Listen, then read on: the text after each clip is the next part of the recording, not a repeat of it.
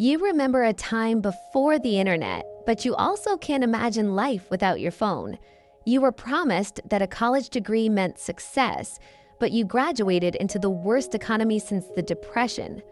You're called entitled, lazy, and obsessed with avocado toast, but you're also the most educated, most criticized, and most misunderstood generation alive. If you're a millennial, your psychology was shaped by unprecedented contradictions. Millennials are the most studied, most criticized, and most misunderstood generation alive.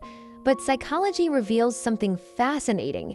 The traits that get mocked, job hopping, delaying marriage, prioritizing experiences over things, aren't character flaws.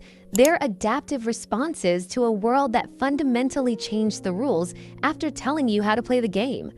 Understanding millennial psychology means understanding what it does to a generation when the social contract breaks. Let's talk about what makes millennials psychologically unique.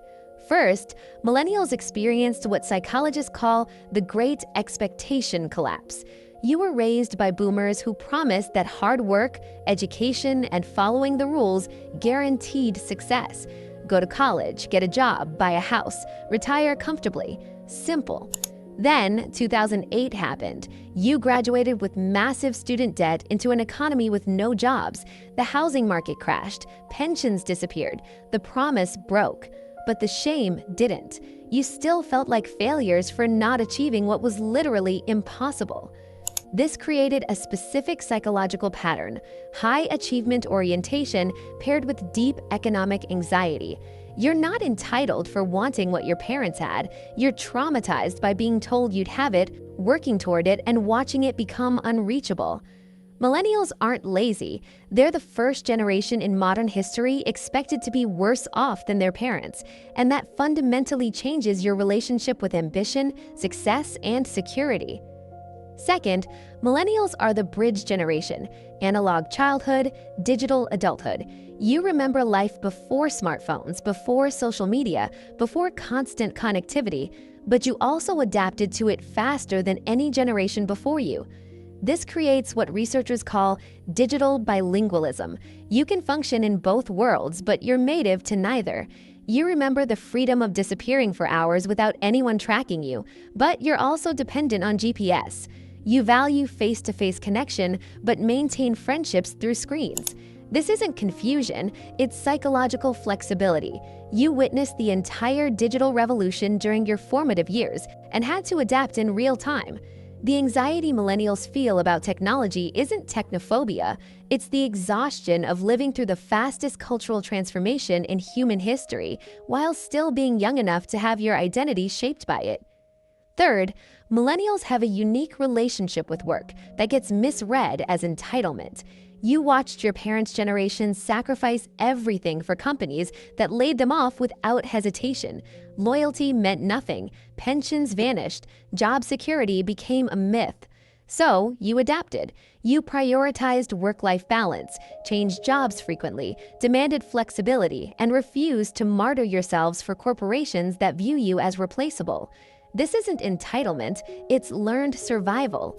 Psychology shows that millennials value purpose, autonomy, and experiences over traditional markers of success because you saw traditional success fail your parents.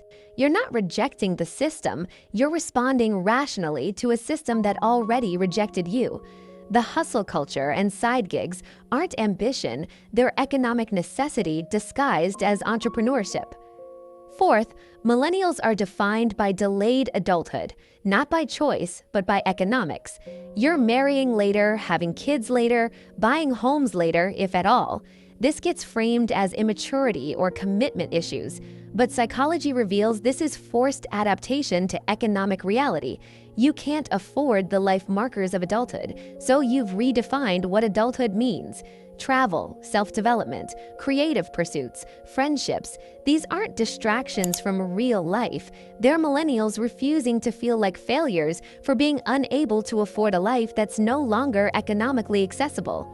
Research shows this isn't delayed maturity, it's different maturity, shaped by different constraints. Here's what millennials need to understand. You're not broken, entitled, or failing.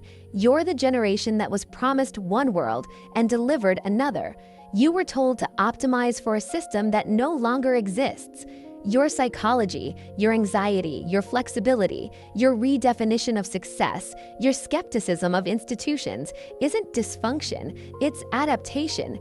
You're not refusing to grow up, you're refusing to pretend the old rules still apply.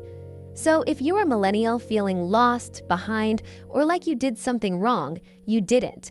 The world changed. You're just a generation that had to figure out how to live in it. And that's not failure. That's resilience.